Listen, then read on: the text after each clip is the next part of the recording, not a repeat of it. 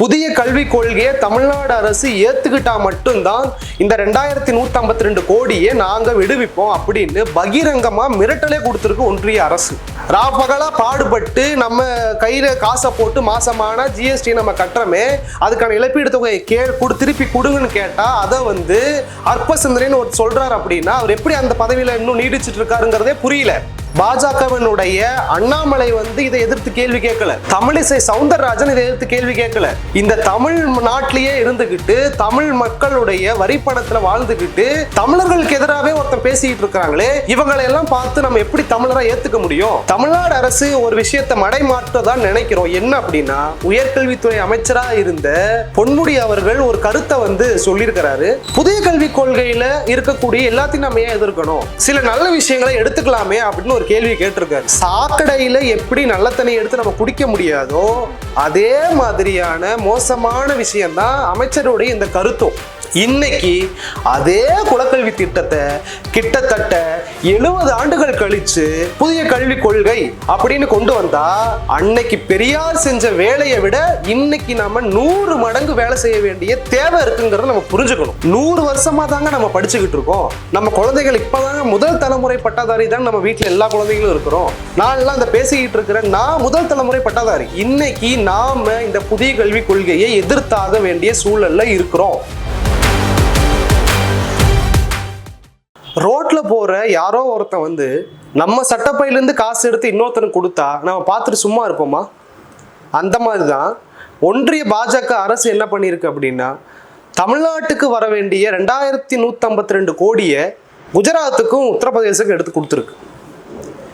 இப்போதான் நம்ம எல்லாரும் கவனிச்சிருப்போம், பட்ஜெட் அறிவிப்பு கூட்டத்தில் தமிழ்நாடுங்கிற பேரே இல்லாம ஒரு பட்ஜெட்டை பீகாரி அரசுக்கான பட்ஜெட்டா இந்திய அரசு பட்ஜெட்டை போட்டிருக்கு. இதை எதிர்த்து இன்னும் தலைவர்கள் பேசுறதே ஓயாத ஒரு சூழல்ல இன்னைக்கு நமக்கு கொடுக்க வேண்டிய காசையும் பாஜக அரசு என்ன பண்ணிருக்குன்னா, நம்ம சட்டப்பையிலிருந்தே எடுத்து இன்னொரு மாநிலத்துக்கு பிடுங்கி கொடுத்துருக்கு. ஏன் எங்களுக்கு வர வேண்டிய 2152 கோடியை இன்னொரு மாநிலத்துக்கு கொடுத்தீங்க அப்படின்னு கேட்டா, இத்தனை நாள சொன்ன காரணம் என்னன்னா, PM ஸ்ரீ அப்படிங்கிற திட்டத்துல மாநில அரசு, அதாவது தமிழ்நாடு அரசு கையெழுத்து போட்டாதான் உங்களுக்கு வரவேண்டிய நிவாரணமோ வரவேண்டிய தொகைகளோ உரிய முறையில சேரும், அது வரைக்கும் தரமாட்டோம், அதனால நிறுத்தி வச்சிருக்கிறோம் அப்படிங்கிற காரணத்தை சொல்லிட்டு இருந்த ஒன்றிய அரசு இன்னைக்கு வெளிப்படையாவே ஒரு விஷயத்தை ஒத்துக்கிட்டு இருக்காங்க. அது என்னதுன்னா, புதிய கல்விக் கொள்கையை நீங்கள், அதாவது தமிழ்நாடு அரசு ஏற்றுக்கொள்ளவில்லை அப்படின்னா நாங்க நிதியை தரமாட்டோம். புதிய கல்விக் கொள்கையை தமிழ்நாடு அரசு ஏத்துக்கிட்டா மட்டும்தான் இந்த 2152 கோடியை நாங்க விடுவிப்போம் அப்படின்னு பகிரங்கமா மிரட்டலே கொடுத்திருக்கு ஒன்றிய அரசு. இந்த நிதி பிரச்சனைங்கிறது இப்ப மட்டுமே நடக்கிறது இல்லை. 2014 பாஜக அரசு மத்தியில எப்போ ஆட்சியில் அமர்ந்ததோ அதுல இருந்து தொடர்ந்து நம்ம நிதி பிரச்சனைகளை எதிர்கொண்டுகிட்டே தான் வரும். உதாரணத்துக்கு பாத்தீங்கன்னா, ஒக்கி புயல் ஆகட்டும், கஜா புயல் ஆகட்டும், சென்னையினுடைய பெரு வெள்ளங்கள் ஆகட்டும், கடந்த ஆண்டுகள் தமிழ்நாடு சந்திச்ச இயற்கை பேரிடர்கள் ஆகட்டும், இது எல்லாத்துக்கும் நாம இழந்த பொருளாதாரத்தை சரி செய்யறதுக்கு ஒன்றிய அரசு கிட்ட நாம கேட்ட நிவாரண தொகை எதையுமே இதுவரை முழுமையா நமக்கு சேரல. அப்போ இதை நம்ம தொடர்ந்து வலியுறுத்தி கேட்டோம் அப்படின்னா என்ன சொல்றாங்க அப்படின்னா, நீங்க வரி கட்டுறீங்க அப்படிங்கறதுக்காகவே உங்களுக்கு ஏத்த ஒரு இழப்பீடு தொகை நாங்க தரணும் அப்படின்னு நீங்க கேட்கறது அற்ப சிந்தனை அப்படின்னு யார் பேசுறா? ஒன்றிய அமைச்சர் பேசுறாரு. இப்ப சமீபத்துல தான் இந்த பேட்டிகள்லாம் தொடர்ந்து வெளிவந்துகிட்டு இருக்கு. அப்போ ஜிஎஸ்டி கட்டிட்டு திருப்பி கேட்டோம் அப்படின்னா அது அற்ப சிந்தனையா? ராப்பகலா பாடுபட்டு நம்ம கையில காசை போட்டு மாசமான ஜிஎஸ்டி நம்ம கட்டுறமே, அதுக்கான இழப்பீடு தொகையை திருப்பி கொடுங்கன்னு கேட்டா அதை அற்ப சிந்தனைன்னு ஒரு சொல்றாரு. அப்படின்னா அவர் எப்படி அந்த பதவியில இன்னும் நீடிச்சிட்டு இருக்காருங்கிறதே புரியல. ஒருவேளை தமிழர்களை எதிர்க்கிறாரு அப்படிங்கறக்காகவே அவர் அனுமதிக்குதோ என்னவோ பாஜக.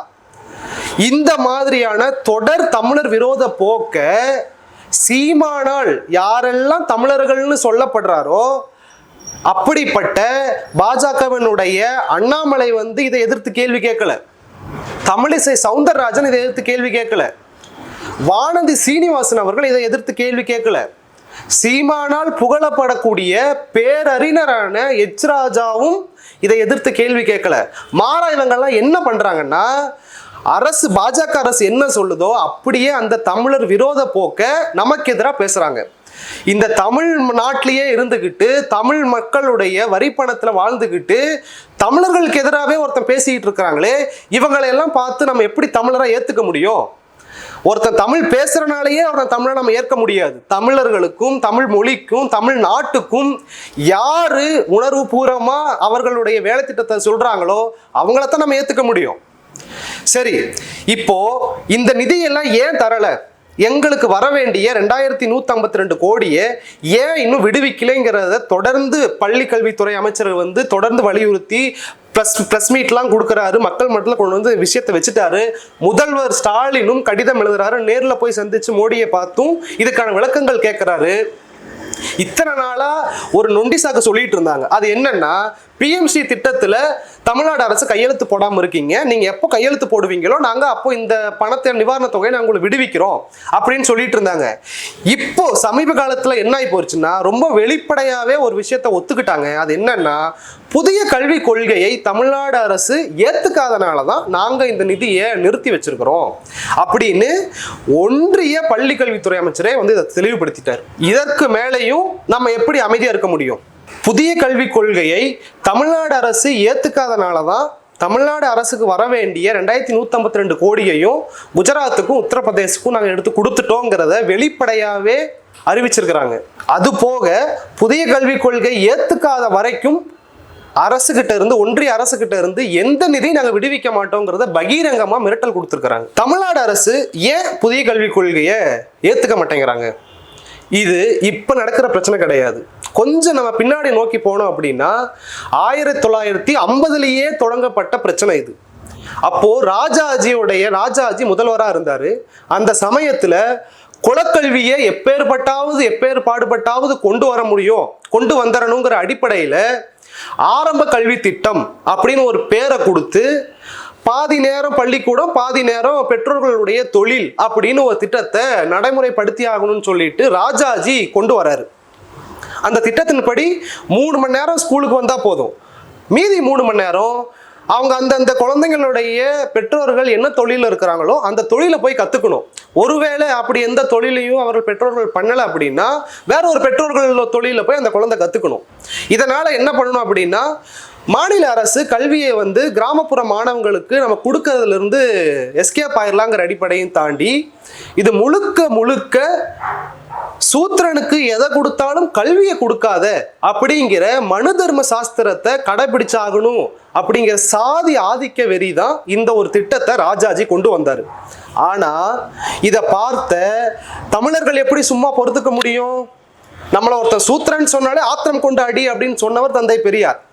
அப்படிப்பட்ட சூழல்ல நம்மளுடைய இளைய தலைமுறை, நமக்கு வரக்கூடிய தலைமுறை கல்வியே போகுது, எதிர்காலம் சீரழியுதே அப்படின்னு கண் முன்னாடி பார்த்து வெகுண்டெழுந்த பெரியார் என்ன பண்ணாருன்னா, தமிழ்நாடு முழுக்க இதுக்கு எதிரான குலக்கல்வி ஒழிப்பு திட்டம்னு ஒரு இயக்கத்தை எடுத்தார்.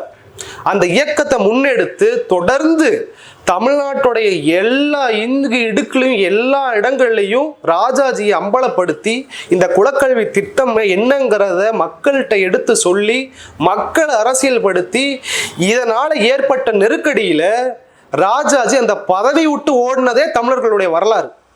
அப்படி ராஜாஜியவே பதவி விட்டு ஓட வச்சவர்கள் வரலாறு தான் நம்முடைய வரலாறு. இன்னைக்கு அதே குலக்கல்வி திட்டத்தை கிட்டத்தட்ட 70 ஆண்டுகள் கழிச்சு இன்னைக்கு புதிய கல்வி திட்டம், புதிய கல்விக் கொள்கை அப்படின்னு கொண்டு வந்தா அன்னைக்கு பெரியார் செஞ்ச வேலையை விட இன்னைக்கு நாம 100 மடங்கு வேலை செய்ய வேண்டிய தேவை இருக்குங்கிறத நம்ம புரிஞ்சுக்கணும். இந்த நேரத்துல தமிழ்நாடு அரசு ஒரு விஷயத்தை மடைமாற்றதான் நினைக்கிறோம். என்ன அப்படின்னா, ஒன்றிய அமைச்சர் இந்திய நாங்க திணிக்கல, இந்தியும் புதிய கல்விக் கொள்கையில ஒரு மொழி, இந்தி போல நீங்க 3வது மொழியை தான் கட்டாயமாக்கணும்னு சொல்றோம், நாங்கள் நேரடியாக இந்திய திணிக்கல அப்படின்னு ஒரு விதத்தை மறைமுகமான ஒரு இந்தி திணிப்பை கொண்டு வந்து முன்னிறுத்துறாரு.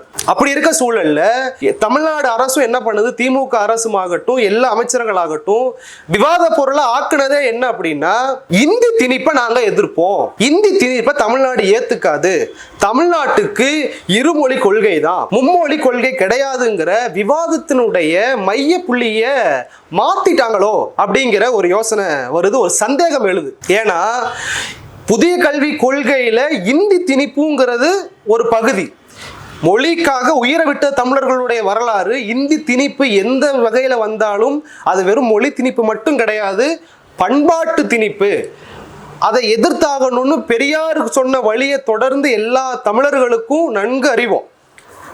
அதே சமயத்துல இப்போ விவாதம் என்னன்னா, புதிய கல்விக் கொள்கையே வேண்டாங்கிறது தான் இருக்கணும். அதுல இருக்கக்கூடிய ஒரே ஒரு பார்ட்டை மட்டும் எடுத்துக்கிட்டு நம்ம பேசுறது சரியா வராதுங்கிறது தான் யோசிக்க தோணுது. புதிய கல்விக் கொள்கையை ஏத்துக்கிட்டோம்னா 3வது படிக்கக்கூடிய குழந்தையாகட்டும் 5வது படிக்கக்கூடிய குழந்தையாகட்டும் பப்ளிக் எக்ஸாம் எழுதி ஆகணும்னு சொல்லுது. அதுல ஏகப்பட்ட விஷயங்கள் உள்ள வருது. குறிப்பா பகுதி 14 ஒரு விஷயம் குறிப்பிடுறாங்க. அது என்னதுன்னா, சமஸ்கிருத மொழிக்கான அடித்தளத்தை உருவாக்குறதுக்கான எல்லா கூறுகளையும் அந்த பகுதி 14 ஒன்றிய அரசு மறைமுகமா வச்சிருக்கு. அப்போ புதிய கல்விக் கொள்கையே வேண்டாம், எப்படி குலக்கல்வியை ஒழித்தாரோ பெரியார், அதே போல இந்த புதிய கல்விக் கொள்கையை ஒழிக்கிறதா நம்மளுடைய முதன்மை நோக்கமா, முதன்மை கோரிக்கையா, விவாத பொருளா இருக்கணும். நமக்கு ஏன் சந்தேகம் வருது திமுக அரசு மேல அப்படின்னா, இதுக்கு முன்னாடி கொண்டு வந்த இல்லம் தேடி கல்விக் கொள்கை ஆகட்டும், நம்ம ஸ்கூல் ஃபவுண்டேஷன் மாதிரியான திட்டங்களாகட்டும், தமிழ்நாட்டில் இருக்கக்கூடிய சமூக செயல்பாட்டர்கள், கல்வியாளர்கள் இவங்கனால எல்லாம் பெரிதும் எதிர்ப்பு சம்பாதிச்ச திட்டங்களாக அது இருக்குது. அப்போ இதை உடனடியாக நிவர்த்தி செய்யணுங்கிற அடிப்படையில் ஜகவர் நேசன் அப்படிங்கிற ஒரு கல்வியாளர் தலைமையில் ஒன்றிய அரசு கொண்டு வந்திருக்கக்கூடிய இந்த புதிய கல்விக் கொள்கைக்கு எதிராக மாநில அரசு ஒரு கல்வி திட்டத்தை வகுக்கும் அப்படின்னு அறிவிச்சு குழுவையும் போட்டாங்க. ஆனால் அந்த குழுவுக்கு தலைமையா இருந்த ஜகவர் நேசன் என்ன பண்ணிட்டார்னா, குழுவில இருந்து வெளியேறி அதற்கு அவர் சொன்ன காரணம் என்னன்னா, புதிய கல்வி கொள்கையில எதெல்லாம் நம்ம வேண்டாம்னு சொல்றோமோ, எதையெல்லாம் தமிழ்நாடு எதிர்க்குதோ அந்த கூறுகளை எல்லாம் மாநில கல்வி கொள்கையிலையும் நீங்க வச்சாகணும் அப்படின்னு அதிகாரிகள் என்னை ரொம்ப வற்புறுத்துறாங்க. நான் தமிழர் விரோதமா செய்ய மாட்டேன் அப்படிங்கிற அடிப்படையில் நான் அந்த குழு விட்டு வெளியேறிட்டேன் அப்படின்னு அவர் ஒரு பேட்டியாவே இன்னும் நமக்கு பார்க்க முடியும், எல்லா இடங்கள்லையும் இன்னும் கிடைக்குது. அவர் வெளியேறி 1 வருஷம் ஆச்சு. இதுவரைக்கும் திமுக அரசு அறிவித்த மாநில கல்வி திட்டத்தை பொதுமக்கள் மத்தியில வெளியிடவே இல்லை. இதுல இன்னொரு விஷயம் என்ன கவனிக்க வேண்டியது இருக்குன்னா, இதற்கு முன்னாடி உயர்கல்வித்துறை அமைச்சராக இருந்த பொன்முடி அவர்கள் ஒரு கருத்தை சொல்லியிருக்கிறாரு. அதுல என்ன கருத்துன்னா, புதிய கல்விக் கொள்கையில இருக்கக்கூடிய எல்லாத்தையும் நம்ம ஏன் எதிர்க்கணும், சில நல்ல விஷயங்களை எடுத்துக்கலாமே அப்படின்னு ஒரு கேள்வியை கேட்டிருக்காரு. சாக்கடையில எப்படி நல்ல தண்ணி எடுத்து நம்ம குடிக்க முடியும், சாக்கடையில எப்படி நல்ல தண்ணி எடுத்து நம்ம குடிக்க முடியாதோ அதே மாதிரியான மோசமான விஷயம்தான் அமைச்சருடைய இந்த கருத்தும். இந்த புதிய கல்விக் கொள்கையை எதிர்க்க வேண்டிய இந்த சூழல்ல வெறும் மொழியை மட்டுமே பிரதானப்படுத்தி திமுக அரசு பேசி வரதாலேயே ஒருவேளை இவங்க பாஜக அரசு கொண்டு வரக்கூடிய திட்டங்களுக்கு சமரசமா போயிருவாங்களோ அப்படிங்கிற ஒரு சந்தேகம் எழுறத ஒன்றும் தவிர்க்கவே முடியல. புதிய கல்வி கொள்கையை புறக்கணிக்கணும் அப்படிங்கிறத நம்ம பேச வேண்டியதா இன்னைக்கு காலத்துல மிகவும் அத்தியாவசியமா இருக்குது. ஏன்னா புதிய கல்விக் கொள்கையை எதிர்த்துட்டாலே நம்மளுடைய இருமொழி கொள்கையை பாதுகாத்துற முடியும், நம்மளுடைய குழந்தைகளுடைய எதிர்காலத்தை நம்ம பாதுகாத்துற முடியும், குலக்கல்வியை திணிப்பை நம்ம எதிர்த்துற முடியும். இப்படி பல அம்சங்களை புதிய கல்விக் கொள்கை நிராகரிக்கிறது மூலமா நம்மளால சாதிக்க முடியும். அந்த நேரங்களில் வெறும் ஒரு விஷயத்தை மையப்படுத்தி மட்டும் கொண்டு போறது சரியான நடைமுறையா இருக்காதுங்கிறத நினைக்கிறேன். இதை பார்த்துட்டு இருக்கிற நீங்க என்ன பண்ணணும் அப்படின்னா, புதிய கல்விக் கொள்கைக்கு எதிராக இருக்கக்கூடிய எல்லா விஷயங்களையும் நீங்க தெரிஞ்சுக்கணும், தெரிஞ்சவங்க தெரியாதவங்களுக்கு எடுத்து சொல்லணும். 100 வருஷமா தாங்க நம்ம படிச்சுக்கிட்டு இருக்கோம். நம்ம குழந்தைகள் இப்பதாங்க முதல் தலைமுறை பட்டதாரி தான். நம்ம வீட்டில் எல்லா குழந்தைகளும் இருக்கிறோம். நான் எல்லாம் இந்த பேசிக்கிட்டு இருக்கிறேன், நான் முதல் தலைமுறை பட்டதாரி. வெறும் 100 வருஷமா தான் நம்மளால படிக்க முடியுது, சுதந்திரமா நம்ம சிந்திச்சு நம்ம வேலைக்கு போக முடியுது. அப்படி இருக்க சூழல்ல மறுபடியும் நம்மெல்லாம் எப்படி படிக்கலாம், சூத்திரங்கள்லாம் எப்படி கல்வி கற்றுக்கலாங்கிற அடிப்படையில் கொண்டு வரக்கூடிய புதிய கல்விக் கொள்கையை நம்ம எப்படி ஏற்றுக்க முடியும்? பெரியார் அன்னைக்கு என்ன வேலையை செஞ்சாரோ அதை விட வீரியமா இன்னைக்கு நாம இந்த புதிய கல்விக் கொள்கையை எதிர்த்தாக வேண்டிய சூழல்ல இருக்கிறோம். நம்மளுடைய குழந்தைகள் எதிர்காலத்தை காப்பாற்றணும் அப்படின்னா நாம இதை தெரிஞ்சுக்கிட்டு வீதிக்கு வந்தாகணும்.